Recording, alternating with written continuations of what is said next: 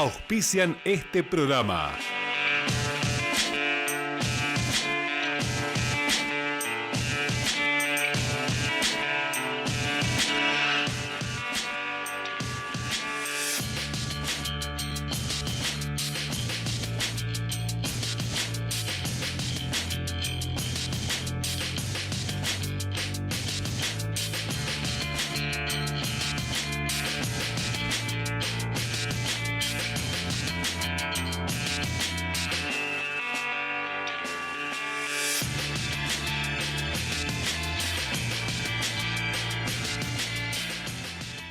A partir de estos instantes iniciamos un nuevo programa de educación, de ciencia, de cultura, de temas de interés general, como hacemos todas las semanas para poder llevarles a nuestros televidentes una programación temática sumamente atractiva, interesante, amena y, como decimos siempre en la editorial de nuestro programa, que dichos temas puedan ser mensajes formativos de la cultura, de la ciencia, de la tecnología, de temas de interés general. En primer lugar, queremos saludar, felicitar y agradecer fundamentalmente al personal técnico del canal, ya que días pasados se ha celebrado el Día del Trabajador de la Televisión Argentina. Para ellos va nuestra gratificación permanente por las atenciones y las deferencias recibidas permanentemente a nuestro programa. Y también tenemos que saludar y felicitar a las autoridades del canal porque a partir de hoy justamente tenemos una escenografía bonita, hermosa, que embellece justamente toda la programación y particularmente a educación, ciencia y cultura. Y en el inicio del mismo, como hacemos siempre, la música abre nuestro programa. Y esta noche nos acompaña, por supuesto agradeciéndole la presencia de ellos en el estudio, Mariela Morandi y Agustín Casenove, que es un gusto tenerlos en nuestro programa, y con eso comenzamos entonces a transitar con su música, su voz, educación, ciencia y cultura.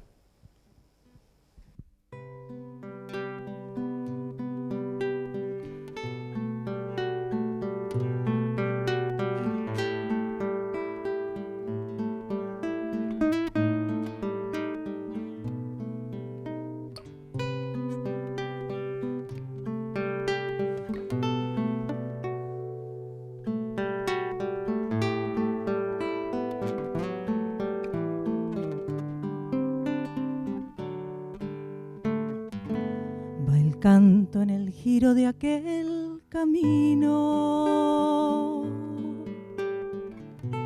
lejano lo escucho desvanecerse,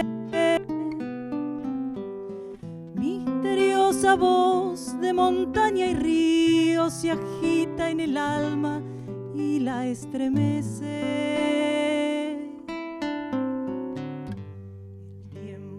Quiebra en la polvareda, los vagos recuerdos, buenos amigos, murmuran secretos, mis soledades, cada color la mirada enciende,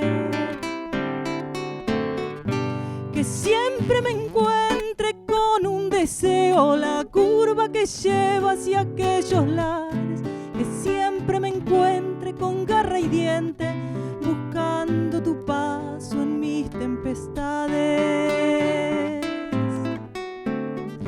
que pueda perderme 1.000.000 de veces en esas montañas desordenadas, racimos gloriosos, nubes aladas que riegan la tierra.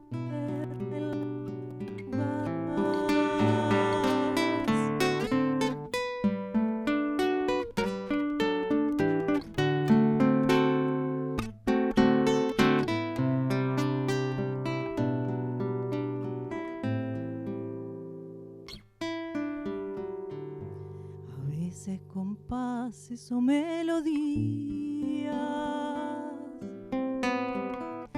tus bellas palabras cual puñaladas, enigmas que habitan en mi memoria, cometas del tiempo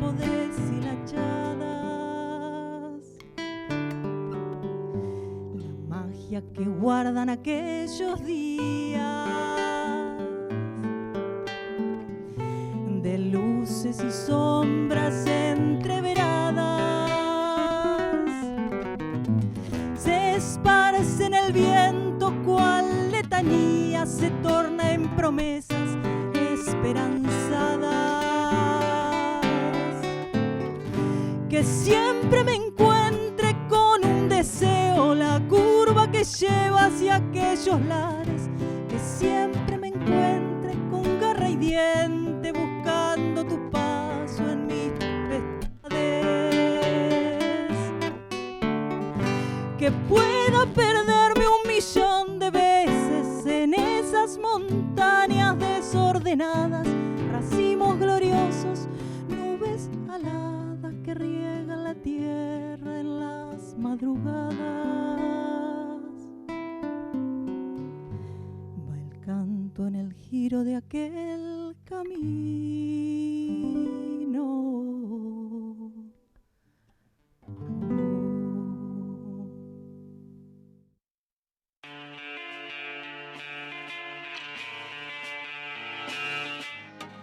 Llegó Billetera Santa Fe. Todos los beneficios que necesitas para tus compras y tus ventas a un clic a través de la app Plus Pagos. Simple de usar, transparente, segura y sin gastos extras ni complicaciones. Santa Fe Provincia. Amén, Asociación Mutual de la Educación Nacional, siempre ofreciendo los mejores servicios a sus asociados. Corrientes 370-448-0240, Rosario. Consejo Municipal de Rosario. Escuchar, dialogar, proponer, legislar. Un consejo en movimiento. Comitato Italiani all'estero, trabajando junto a la colectividad. La Municipalidad de Capitán Bermúdez y su intendente Daniel Sinali, siempre junto a la educación, la ciencia y la cultura. Escuchar para legislar, dialogar para garantizar derechos y construir una provincia más justa. Cámara de Diputados de la provincia de Santa Fe. AMET, Asociación del Magisterio de Enseñanza Técnica, la verdadera defensa de la educación técnica.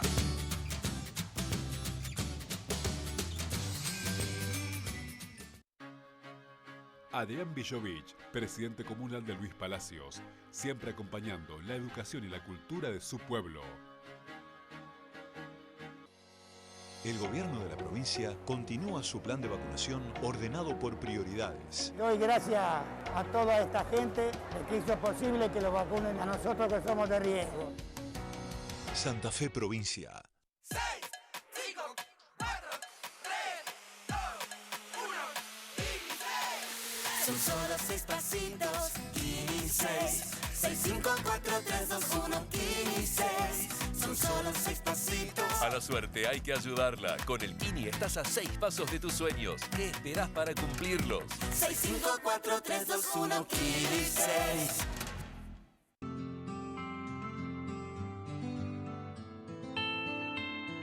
Y esta pandemia es cuando más ha dado resultado de parte de la gente, la colaboración de parte del movimiento, como también de la parte de gobierno y municipio y desarrollo social.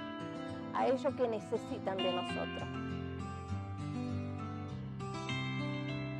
Por un lado es un gusto poder colaborar, uno piensa en la necesidad de la gente. Y por otro lado esperamos, confiamos que la provincia pueda implementar mecanismos para que la gente vaya recuperando su trabajo. Un millón de gracias por todo. Dependemos del Estado para que asista frente a las enormes desigualdades sociales que el COVID evidenció más que nunca.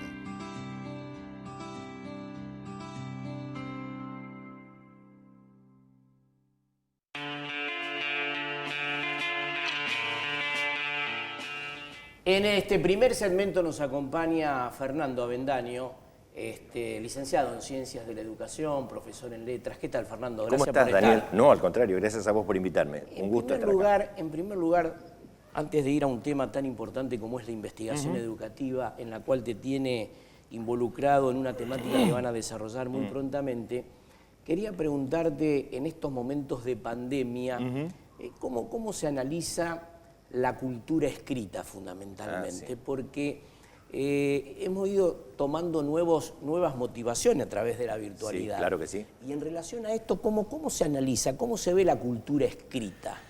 Mirá, a contramano de los que dicen que cada vez se lee menos y que cada vez se escribe menos, yo, porque lo sostiene la investigación, por supuesto, digo que cada vez se escribe más y cada vez se lee más. Por supuesto que no se lee y no se escribe como se leía antes o como estábamos acostumbrados a leer. Pero cada vez tenemos, por lo pronto, más soportes materiales por donde circulan los textos. Circulan en pantalla, circulan en papel, circulan en las paredes, circulan en la ropa, o sea, infinidad. Y tenemos además cantidades de instrumentos para leer y para escribir, ¿no? O sea, virome, lápiz, teclado, tiza, o sea que en realidad yo creo que, digamos, es un momento en donde la cultura escrita tiene una importancia fundamental y por eso es tan grave el problema del analfabetismo, porque es imposible que esa gente se inscriba en todo ese intercambio comunicativo que genera la lectura y la escritura, ¿no? Pero cada vez yo creo que se lee más y se escribe más. Y no es cierto que los chicos no lean y no escriben. A lo mejor no leen y no escriben lo que en la escuela se pretende que se lea y que se escriba. Y, por ejemplo, en relación a esto último, el vocabulario. Bueno, la cuestión del vocabulario creo que hay ahí una cuestión problemática, digamos. Yo creo que esta inmediatez en que se vive y esta cuestión donde todo tiene que ser rápido ya y ahora, me parece que genera un empobrecimiento en el vocabulario, sin duda, y además nos hemos estado acostumbrando a hablar prácticamente con siglas. Claro. Entonces, eso sí creo que hay un deterioro, digamos, en la cultura oral. Y sobre todo se ve en los medios de comunicación. Hay gente que está en los medios de comunicación y que es paupérrima su forma de expresarse, digamos, ¿no? O sea, creo que es lamentable. Y, por ejemplo, Fernando, siempre se dice, y es así fundamentalmente, que para poder estudiar, interpretar un texto, hay que saber leer, hay que saber escuchar, y eso te va a permitir poderte expresar de la mejor manera posible. En relación a esto, ¿cómo ves esta situación desde el punto de vista escolar, de los jóvenes, de los adolescentes? Mirá, yo creo que en este sentido me parece que la escuela no ha sabido responder a los adolescentes y a los niños y jóvenes que tenemos en este momento. Creo que la escuela es una escuela que sirvió durante todo el siglo XX, pero que en realidad ha hecho aguas en el siglo XXI. Y la prueba está que en estos 2 años de pandemia ha sido para mí catastrófico lo que ha pasado con la educación, ¿no? No por culpa de los maestros, porque generalmente se le echa la culpa a los maestros. No por culpa de los maestros han hecho lo que han podido y han hecho esfuerzos denodados, digamos, pero creo que ha habido un Estado ausente que no ha proporcionado los medios necesarios para que todos pudieran estar incluidos en la escuela en este momento de pandemia y para que además para que los maestros y las maestras y los profesores y las profesoras, digamos, tuvieran una actualización y una formación necesaria para afrontar esto, ¿no? De hecho, no sabemos qué va a pasar con la escuela en la pospandemia. Justamente eso te quería preguntar. ¿Cómo reconstruimos post-pandemia lo que hemos conocido nosotros como escuela, como centro de investigación? Exactamente. ¿No? Bueno, yo estoy ahora coordinando una publicación que va a salir muy pronto que se llama ¿Qué escuela para la pospandemia? Donde estamos debatiendo este tipo de cuestiones y he nucleado en este libro que va a salir pronto investigadores de UNESCO de Chile, de Uruguay, de México, de España, de Argentina, por supuesto, en donde ponemos sobre el tapete esta cuestión de qué escuela para la pospandemia. Hemos visto que la escuela anterior a la pandemia ya no tiene sentido. Hemos visto que hemos transitado la pandemia como hemos podido. Bueno, ahora, ¿cómo pensamos la escuela para la pospandemia? Pregunto, digamos, ¿van a ir de nuevo los chicos todos los días a la escuela? ¿Va a ser un sistema híbrido en donde habrá actividades presenciales y otras actividades virtuales? Si va a haber actividades virtuales, ¿vamos a seguir ahora haciendo este simulacro de virtualidad que se ha hecho? Porque en realidad lo que se ha hecho es una educación remota de emergencia, pero no virtualidad. Para poder hacer virtualidad tendríamos que haber pensado y haber formado a los maestros y a los profesores en sistemas tutoriales de virtualidad, porque hay que tutorear la virtualidad. Tendríamos que haber pensado en formas de evaluación de la virtualidad. Tendríamos que haber pensado en elaboración de materiales para la virtualidad. Entonces, esto no se ha pensado. Y yo creo que si creemos que cuando pase esto vamos a volver a la escuela como si nada hubiera pasado, como decía Fray Luis de León, como decíamos ayer, la verdad es que, digamos, vamos a seguir creando, digamos, una escuela que va a ser un simulacro de escuela. Y, por ejemplo, Fernando, se está analizando desde el gobierno provincial, porque lo hemos charlado en nuestro programa con funcionarios de las reparticiones públicas, de la obra pública particularmente, una nueva construcción de infraestructura, escuela post-pandemia. En relación a eso, ¿no habría que abordar la temática en forma integral, la infraestructura, juntamente con todos los aspectos pedagógicos que tiene que tener la escuela? Sin duda. Mira, la infraestructura es fundamental. O sea, yo creo que hay que preparar una escuela, digamos, para un sistema híbrido, ¿no? O sea, digo, a la escuela hay que dotarla con fibra óptica, bueno, eso sin duda. Pero yo no gano nada con tener la mejor infraestructura, la infraestructura de punta, si no tengo maestros y profesores que estén a la altura de las circunstancias. Entonces, me parece que las cuestiones tienen que ser integrales y yo no creo en políticas públicas parciales. Me parece que si hablamos de política educativa, esa política educativa tiene que estar de la mano de otras políticas sociales que contribuyan a la política educativa. Digo, tenemos nosotros una ley que dice que la educación secundaria es obligatoria, ¿sí? Perfecto, eso está en el papel. Si yo tengo familias, digamos, que tienen situaciones económicas paupérrimas, digamos, de alta vulnerabilidad y no pueden mandar a los chicos a la escuela, por ejemplo, digo, o sea, queda en el papel la escolaridad obligatoria. Claro. Entonces, todo lo que es educativo tiene que ir de la mano de otras políticas sociales. Cuando digo lo educativo, digo la infraestructura, el equipamiento, la formación de los profesores, la actualización de los currículos, digo todo eso, ¿no? Y antes de ir a otro tema sobre la investigación que me interesa charlar contigo, quiero hacerte la última pregunta en lo específico, ¿no?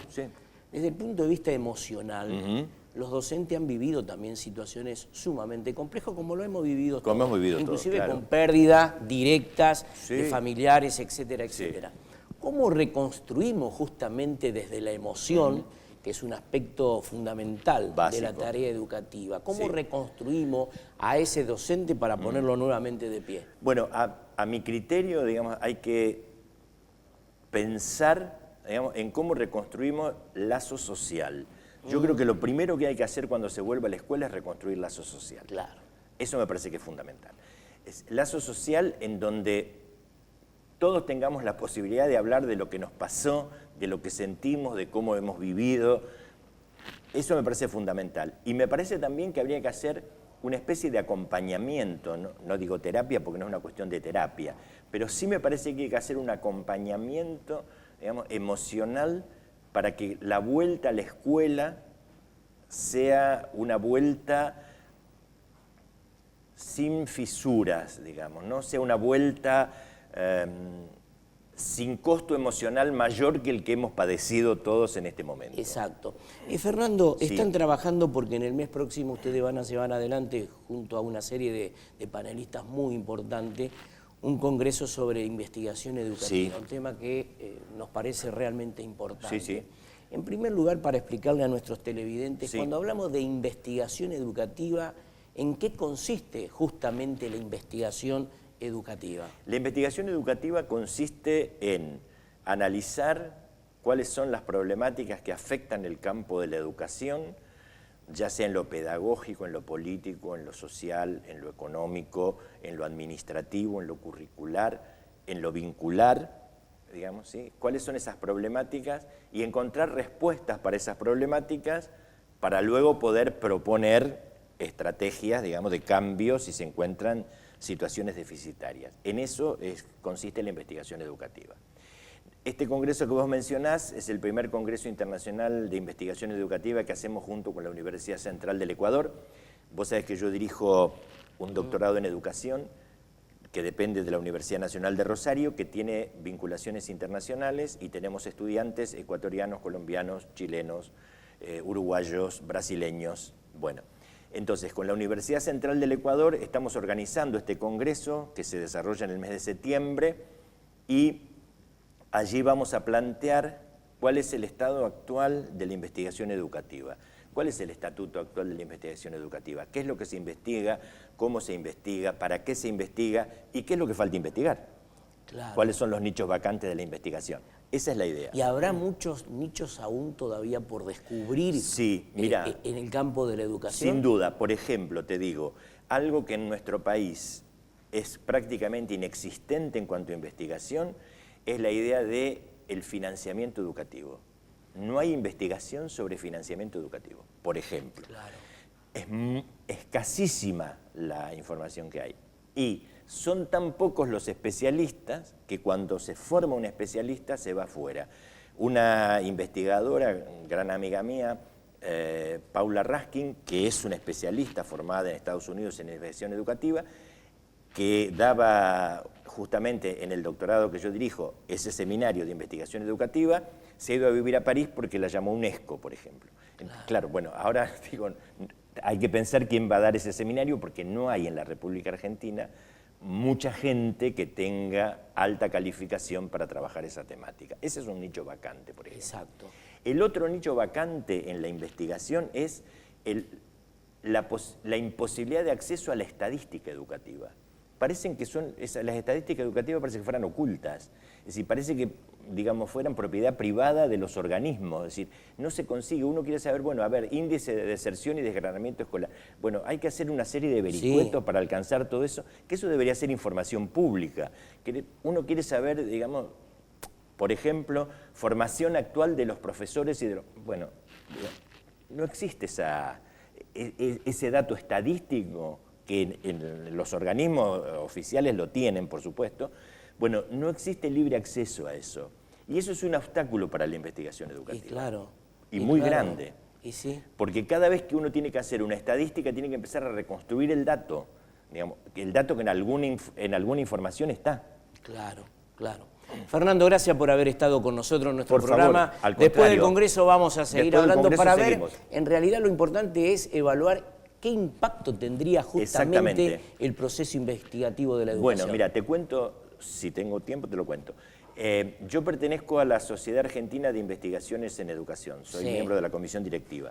Allí nosotros vamos a organizar para el 2022 el 4º coloquio, donde justamente apuntamos a trabajar sobre cuál es el impacto de la investigación educativa. ¿Quién se sirve de los datos de la investigación educativa? Que en la Argentina es inmensa. Digo, en Latinoamérica somos el país que está en la vanguardia en la investigación educativa.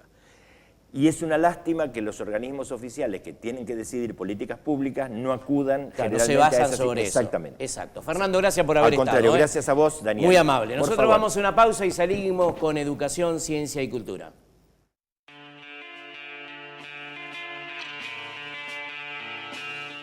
Los beneficios del boleto educativo rural llegan a toda la provincia, porque el futuro de Santa Fe está en las aulas. Boleto educativo rural. Santa Fe Provincia. Consejo Municipal de Rosario. Escuchar. Dialogar. Proponer. Legislar. Un consejo en movimiento. La democracia se construye desde el diálogo y la participación. Cámara de Diputados de la provincia de Santa Fe. El gobierno de la provincia continúa su plan de vacunación ordenado por prioridades. Doy gracias a toda esta gente que hizo posible que lo vacunen a nosotros que somos de riesgo. Santa Fe Provincia. 6, 5, 4, 3, 2, 1, 15. Son solo 6 pasitos, 15. 6, 5, 4, 3, 2, 1, 15.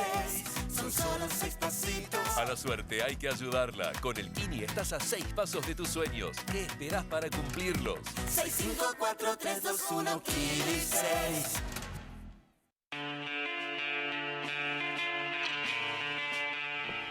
En la continuidad estamos en contacto ahora vía Zoom con el padre Rubén Belanti, que es delegado pastoral de la comunicación social del Arzobispado. ¿Qué tal, Rubén? ¿Cómo va? Estamos tratando de poder hacer el enlace pertinente con la comunicación, con el padre Rubén Belanti, que es el responsable de la comunicación social del Arzobispado, y vamos a charlar con él sobre justamente los efectos de la pandemia en situación de riesgo que ha vivido muchísima gente allá hace más de 1 año y medio en relación a este tema. Realmente nos preocupa fundamentalmente, y por eso recién lo charlábamos con Fernando, ¿no? Que el aspecto central, directriz de cualquier tema educativo son las emociones, ¿no? Entonces ver después cómo nosotros podíamos reconstruir un proceso educativo desde las emociones con los docentes en la presencialidad. Ahora sí estamos en contacto con el padre Rubén Belanti. ¿Qué tal, padre? ¿Cómo va? Hola Daniel, ¿cómo te va? Paz y bien.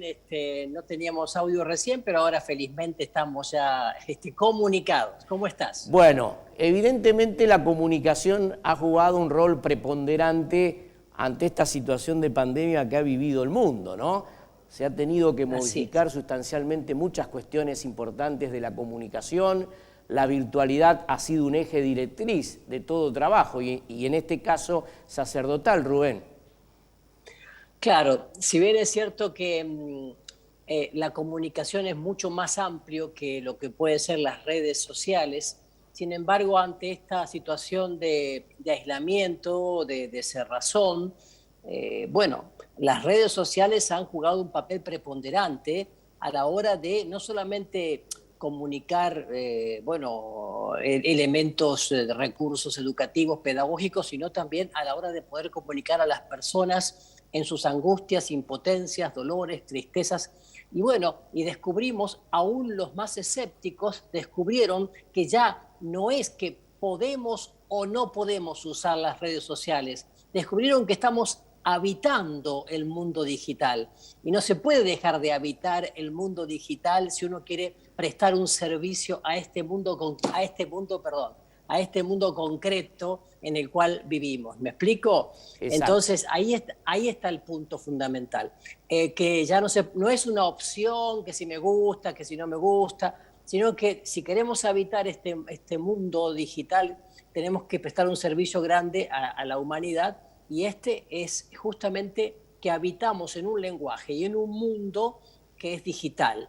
Y no se trata tampoco de edades, ni de segmentos, ni de target. Se trata de una actitud de decir, bueno, yo quiero estar comunicado, yo quiero,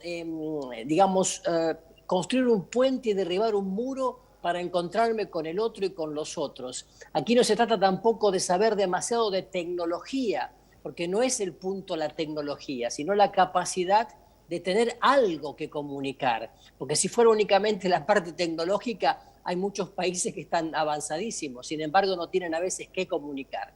Claro. Entonces digo, los contenidos son fundamentales y los medios técnicos, siempre hay alguien que puede ayudar, que puede orientar.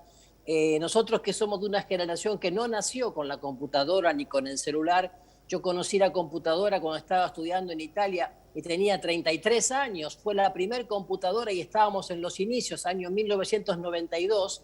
Imagínate que para nosotros todo eso fue un tema de aprendizaje, no tanto en lo técnico, sino de un aprendizaje de conversión cultural.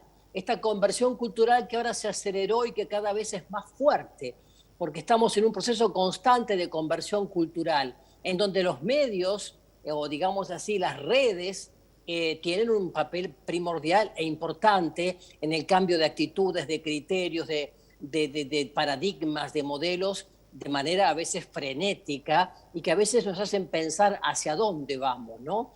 Pero bueno, lo importante es que estamos trabajando en esto y lo más importante es que durante este tiempo de pandemia que aún no termina y que no sabemos hasta dónde va a alcanzar, pudimos, dentro de todo, ofrecer un servicio de la palabra, de la liturgia, a través de las, de las redes sociales, sobre todo a través de Instagram, del Facebook, del Facebook Live, del Zoom, a muchísimas comunidades, a muchísima gente que vivían aisladas y necesitadas ciertamente de la palabra de Dios y de los sacramentos.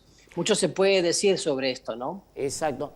Rubén, hay un tema que preocupa a toda la sociedad, también se ha hecho escuchar la voz de la Iglesia en un tema tan delicado como es la inseguridad que vive hoy el habitante, no solamente de la ciudad de Rosario, sino del país, ¿no? Y en relación a esto, desde la Iglesia vienen expresándose la gran preocupación en relación a la violencia que se está viviendo en estos momentos.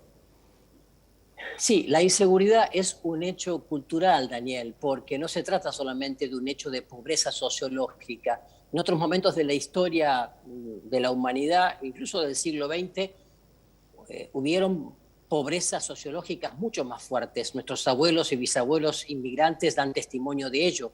Sin embargo, no había inseguridad porque no había delincuencia. Por eso digo que es un tema cultural. ¿Y por qué es un tema cultural?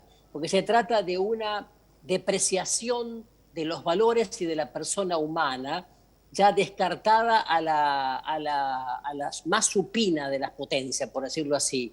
Entonces, como no hay un respeto por el otro, porque yo no lo considero al otro un semejante, un prójimo, simplemente me aprovecho del otro con la excusa, a veces ciertamente fundamentada, de que necesito algo.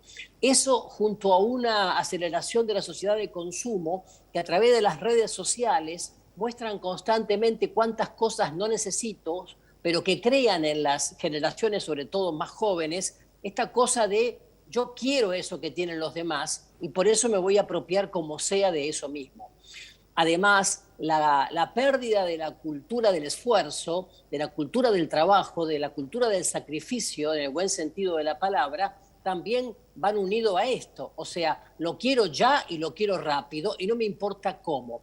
La inseguridad también en algunos casos tiene que ver con un sistema complejo, difícil, estructural, enquistado en el poder político, económico, incluso en el poder social de los medios de comunicación, en el poder incluso de las instituciones deportivas, que en este caso se relaciona con la mafia del narcotráfico, ¿no?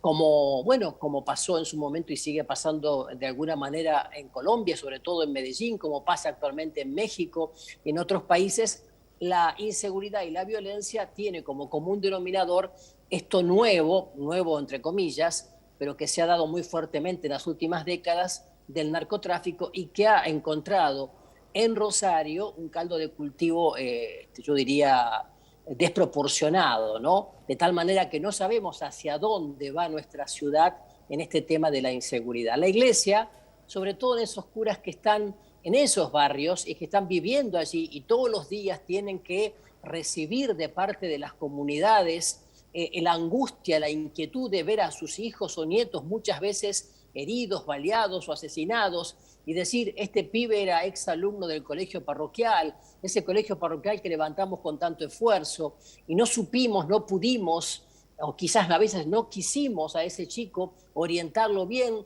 Lo cierto es que la abuela o la tía o la madre dice, pero sí, le dimos lo mejor que pudimos como ejemplo, pero encontró la fácil de ser uno de los que llevan y traen la droga y terminó como un soldadito más asesinado.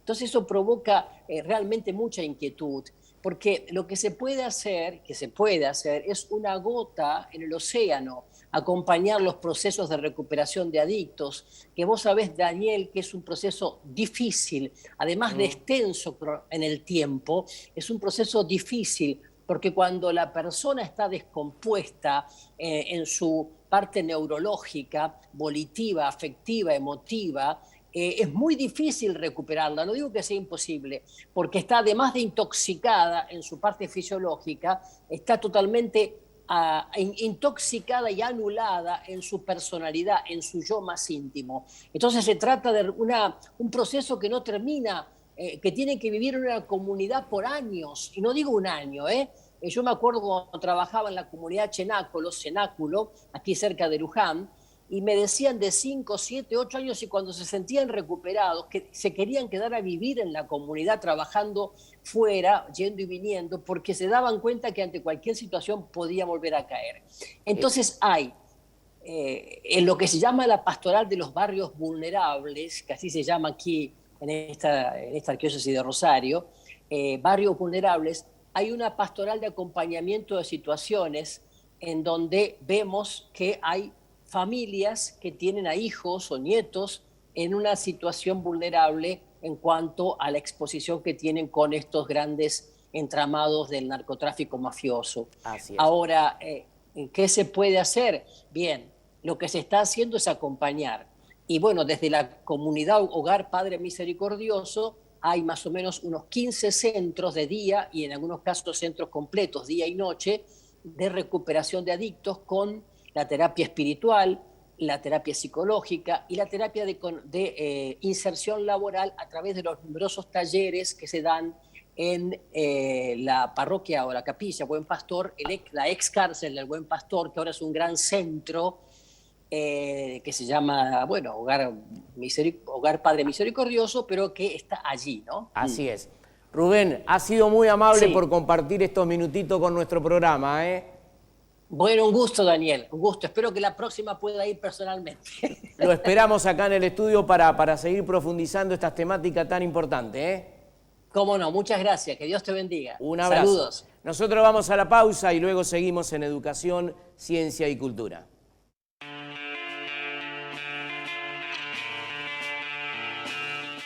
Los beneficios del boleto educativo rural llegan a toda la provincia, porque el futuro de Santa Fe está en las aulas. Boleto educativo rural. Santa Fe Provincia. Consejo Municipal de Rosario. Escuchar. Dialogar. Proponer. Legislar. Un consejo en movimiento. La democracia se construye desde el diálogo y la participación. Cámara de Diputados de la provincia de Santa Fe. El gobierno de la provincia continúa su plan de vacunación ordenado por prioridades. Doy gracias a toda esta gente de que hizo posible que lo vacunen a nosotros que somos de riesgo. Santa Fe Provincia. 6, 5, 4, 3, 2, 1, 16. Son solo 6 pasitos, 16. 6, 5, 4, 3, 2, 1, 16. Son solo 6 pasitos. A la suerte hay que ayudarla. Con el Kini estás a 6 pasos de tus sueños. ¿Qué esperás para cumplirlos? 6, 5, 4, 3, 2, 1, 16.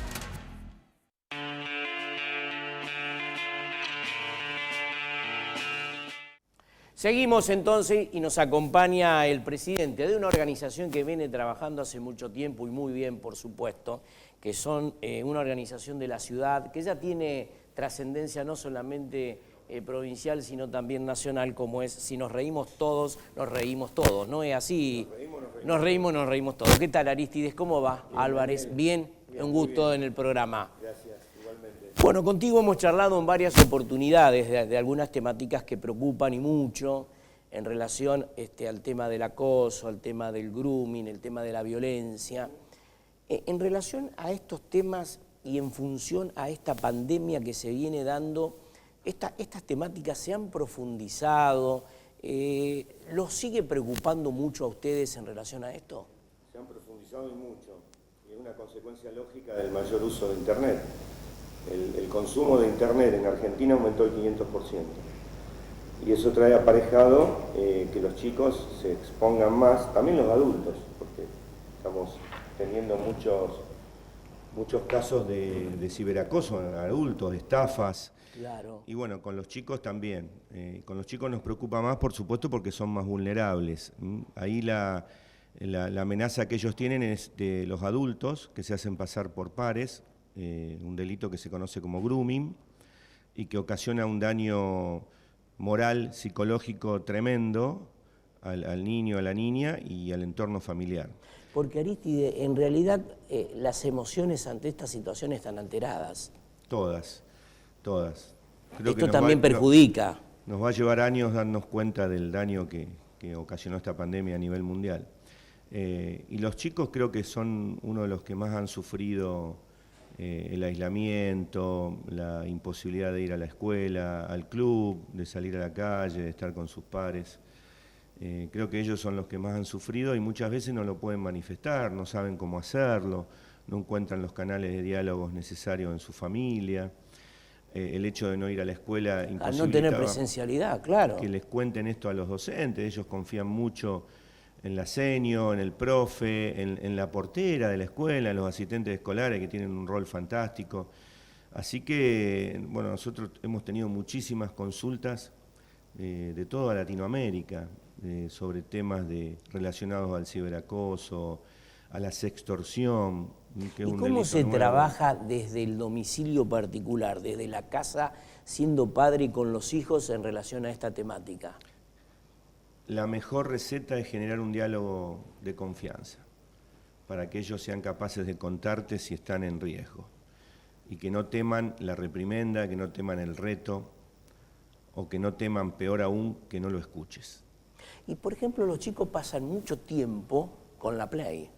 Sí. Muchísimo tiempo. Es que, claro, la pandemia logró que los padres se vuelvan más permisivos. Claro. Entonces no estén controlando tanto cuántas horas están con la Play, cuántas horas están con el celu, cuántas horas están con la compu, viendo tele. Aunque ellos no miran tanto tele, es más el tema de mirar videos en YouTube o jugar, videojuegos. Y los videojuegos también son otra puerta para que los groomers, que son los acosadores, se metan a jugar con ellos con perfiles falsos y los engañen. Y en relación a eso, Aristide, ¿cómo se identifica particularmente una situación de este tipo? Mira, hay cambios de actitud en los chicos que vos como papá, como mamá, no podés dejar de ver. O sea, a mí me cuesta mucho entender esto y creer que un papá, una mamá, por más que estés trabajando todo el día, que vengas cansado, no tengas un ratito para darte cuenta qué le pasa a tu hijo o a tu hija. Claro. ¿Por qué está triste? ¿Por qué llora sin motivo? ¿Por qué cambió su hábito de alimentación? ¿Por qué no estudia? ¿Por qué no quiere ir a la escuela? ¿Por qué se encierra en su habitación? ¿Por qué se vuelve agresivo? ¿Por qué te contesta mal? ¿Por qué come más que antes? ¿Por qué come menos? ¿Por qué se enferma y cuando lo llevas al médico no hay ninguna patología, no hay síntomas? Hay señales que las tenemos que observar como adultos. Entonces, te digo, me cuesta creer, pero sucede. Y el tema es que las personas que los acosan son grandes manipuladores, son capaces de lograr cosas impensadas que hagan los chicos, de la forma en que los manipulan. Y entonces suceden estas cosas, cuando ellos no son capaces de contarle a un adulto que están en una situación como esta, por ahí le cuentan a un par, y el par no siempre sabe cómo aconsejarlo, es el compinche, ¿viste? El amigo, la amiga que la escucha. Falta oído. Y por ejemplo, Aristide, estamos en este mes de la niñez, ¿no? Particularmente, bueno, ahora el domingo, el Día del Niño. Sé que ustedes vienen trabajando en el formato de una película muy interesante. ¿Cuál es el objetivo, cuál es el contenido que quieren transmitir en relación a este trabajo? Bien, durante el mes de la infancia estamos haciendo varias acciones, estamos teniendo todos los sábados a las 18 horas unas charlas en vivo por Instagram con distintos profesionales que trabajan con niños y adolescentes. Y vamos a culminar este mes con una barrileteada, pero una barrileteada, si se quiere, virtual. Cada uno la va a hacer con quien sea, nosotros apostamos a que sea en familia, y va a remontar el barrilete en el espacio que tenga acceso, terraza, patio, calle, plaza. Y lo que le pedimos es que le explicamos, una chica de 11 años que es miembro de nuestra ONG, Candela, hizo un video explicando cómo armar el barrilete, y bueno, invitarlos a que lo remonten, a que le saquen fotos, lo filmen, y la barrileteada es dale vuelo a tus sueños, ese es el eslogan. Y bueno, y después con eso lo vamos a editar y vamos a hacer un lindo video. Ese es, digamos, lo culmine. No es que estamos citando a ningún parque ni plaza, que se entienda esto. Claro. Sino que cada uno lo haga durante este mes, en el momento que pueda, y lo comparta. Y la película que me preguntaste es una película sobre acoso escolar. Es la primera película que se está grabando en el país. Mañana tenemos el último ensayo y el fin de que viene la grabamos. En un colegio que vos conocés, La Gurruchaga. Ah, qué bien. Ahí va a ser el escenario del desarrollo de la película. Tuvimos el apoyo del municipio, de la provincia y hasta el del Senado de la Nación, declarada de interés.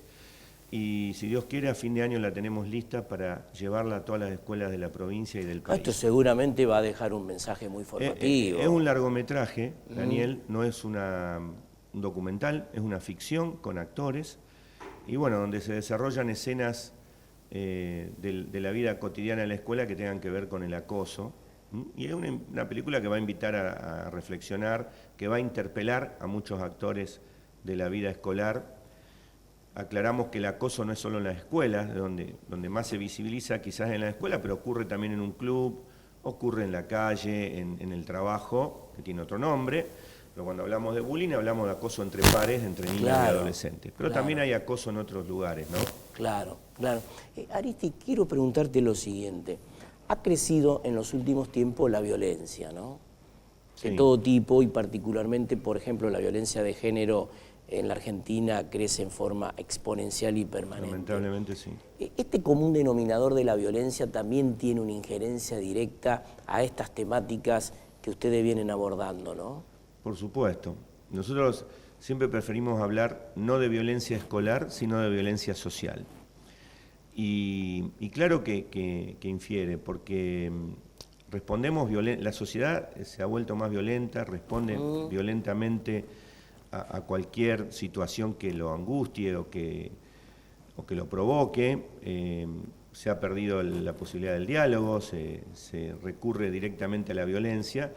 Y esto hablo de parte de los adultos. Y los chicos maman eso, ven eso. Nosotros somos el espejo para los chicos. Y bueno, ellos trasladan esa forma violenta de relacionarse que viven en su seno familiar, la trasladan al ámbito donde comparten espacio con otros chicos, escuela o club, y ahí se generan situaciones de violencia, que cuando no se abordan como es debido, puede generar más violencia entre los adultos responsables de esos chicos. Claro. Por eso, bueno, doble responsabilidad para los adultos que trabajamos con chicos en mirar estas situaciones, en no esquivarlas, en abordarlas y en tratar de solucionarlas. Lo ideal es solucionarla en la edad que ocurren cuando son chicos, porque después de adultos ya es mucho más complicado. Mucho más complicado. Claro. Aristide, gracias por haber estado con nosotros, persona reconocida en estas temáticas. Recuerdo cuando iniciamos varios programas atrás, vos abordando esta temática, recién se ponía en escena, lamentablemente, nunca creíamos sinceramente que iba a crecer tanto, ¿no? Sí, muchos me decían, ¿por qué te metí con este tema? Exactamente. Pero bueno, lamentablemente, como decís vos, ha crecido, se sigue sucediendo. 3 de cada 10 chicos sufren acoso, 7 de cada 10 lo presencian, y en el mundo por año hay más de 200 suicidios por bullying, no es poco. No, no es un dato menor, por supuesto. Es un tema que hay que abordar seriamente y en forma preventiva, sobre todo. Exactamente. Y no esconder la tierra debajo de la alfombra. A ver, si en tu escuela se viven estas situaciones, afrontala, no digamos, no, acá no hay bullying, o sacamos el tema de encima, cambiando de escuela a los que participan. Exactamente. Esa no es la solución. Así es. Muchas gracias por haber estado con nosotros, muy amable. Gracias a vos, Daniel. Nosotros seguimos en nuestro programa y estamos en contacto ahora vía Zoom con la secretaria de Niñez y Adolescencia de la provincia de Santa Fe. Justamente recién hablábamos con Aristide en este mes de las infancias, el domingo, el Día del Niño. Estamos con Patricia Chalvo. ¿Qué tal, Patricia? ¿Cómo le va? Hola, ¿cómo le va? Buenas noches. Un gusto. Un gran saludo para usted y la audiencia. Un gusto. Bueno, un tema atrapante, niñez y adolescencia en un mes especial, domingo Día del Niño. Sabemos que desde el gobierno provincial se vienen aplicando distintas, diversas y efectivas políticas públicas en relación a este tema, Patricia. Bueno, la verdad que sí, bueno, desde lo que es la Secretaría de Niñez venimos trabajando bastante, muchísimo. Nosotros, dentro de lo que son las políticas de niñez, nos toca muchas veces tomar medidas que son más duras, que muchas veces significa separar a los chicos de su centro de vida, ¿no? Claro. Y por eso tratamos claramente con cada una de las políticas que estamos trabajando, reforzar y fortalecer los que son los primeros niveles de intervención, de los equipos de niñez que están en el territorio, los municipios y comunas, y en distintos ámbitos, ¿no? que puedan tomar a tiempo esas situaciones e incluso prevenirlas, para justamente evitar tomar estas medidas que son tan duras. Así que, bueno, estamos abocados a eso, más allá de, por supuesto, de trabajar con los chicos que ya tenemos alojados, que son muchos a lo largo y ancho de la provincia. Hay más de 800 chicos en centros residenciales y 300 en familias solidarias, que están separados de su familia. Trabajamos arduamente para no llegar a esta instancia, ¿no? Patricia, lamentablemente en los últimos tiempos se han ido incorporando situaciones muy complejas para la adolescencia, para la niñez, como es justamente la situación de las adicciones, ¿no? Del narcotráfico, en la cual muchas veces los niños y los adolescentes están afectados por esta trama. En relación a este aspecto, a este matiz, ¿cómo se ve, cómo se analiza desde la Secretaría esta situación? Bueno, mira, nosotros muchas de las situaciones en las que intervenimos están atravesadas por temas de consumo, o sea, algunos de los chicos tienen problemática de consumo, o incluso los adultos que están a cargo de estos chicos y por ende, bueno, se produce algún tipo de negligencia respecto al cuidado de estos chicos. Pero por ahí aclara que nosotros no tomamos medida de protección excepcional porque haya chicos atravesando situación de consumo.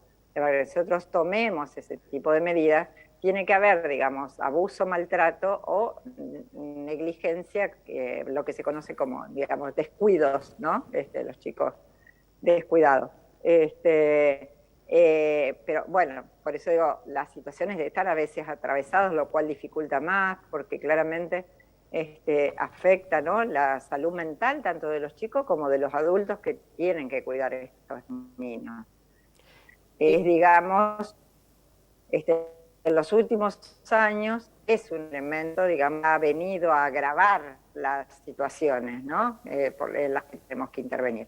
Pero no son una causa, o sea, nosotros no internamos chicos en nuestras instituciones porque esté consumiendo. Patricia, recién hablábamos sobre el tema de familias sustitutas. ¿Hay interés en la provincia de Santa Fe en la inscripción particularmente como familia sustituta para el abordaje, para la contención, para la atención de distintos chicos? Sí, nosotros tenemos un programa el programa de acogimiento familiar, se llama, que tiene tres variantes, ¿no? Una que es la más conocida, la de familia solidaria, ¿no? Donde por lo general alojamos niños muy pequeños, menores de 4 años, para evitar llevarlos a centros residenciales, ¿no? Y que son generalmente familias que no conocen a la familia de origen. Bueno, la permanencia de los chicos en esta familia no debe ser superior, o sea, es entre 6 y 9 meses, porque claramente quienes se inscriben para este tipo de alojamiento no tienen que ser pretensos adoptantes, son eso, familias solidarias, se solidarizan un tiempo con la situación. Dentro de este programa tenemos también el programa de familia ampliada, y es acá donde recurrimos a veces a tíos, abuelos, hermanos mayores, o el de la familia de la comunidad, ¿no? Que por ahí son referentes institucionales, docentes, padres de compañeros de la escuela, que están dispuestos a alojar a los chicos por un tiempo, mientras dure, hasta tanto se intenta resolver la situación que dio origen al problema del chico y por el cual se tenga que ir de su casa. Dentro de este programa, obviamente, le damos un marco legal a este tránsito y un mínimo aporte económico que tiene que ver con lo que es la asignación universal. Secretaria, ha sido muy amable por estar estos minutitos con nosotros, con nuestro programa. Por favor, A ustedes un gran saludo. Gracias. Muchas gracias. Nosotros llegamos al final nuevamente de este programa de educación, de ciencia y de cultura. Nos volvemos a reencontrar la próxima semana en el mismo horario.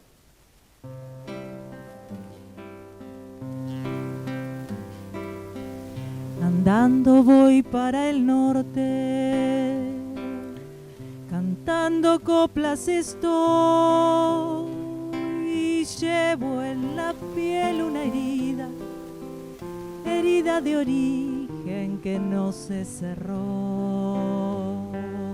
Llevo en la piel una herida, herida de origen que no se cerró. Tengo un sinfín de recuerdos y de voces por nacer que convocan a mis duendes a una hora justa del atardecer,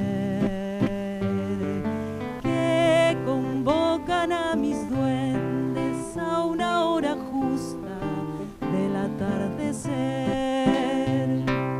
Llevo un manojo de sueños que suelto en la tempestad para que dancen en ronda los dioses del trueno y de la claridad,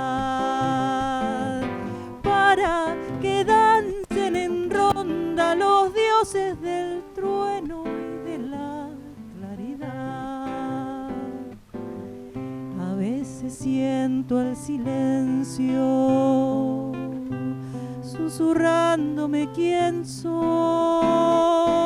Adivino en la distancia los signos que tejen los rayos del sol.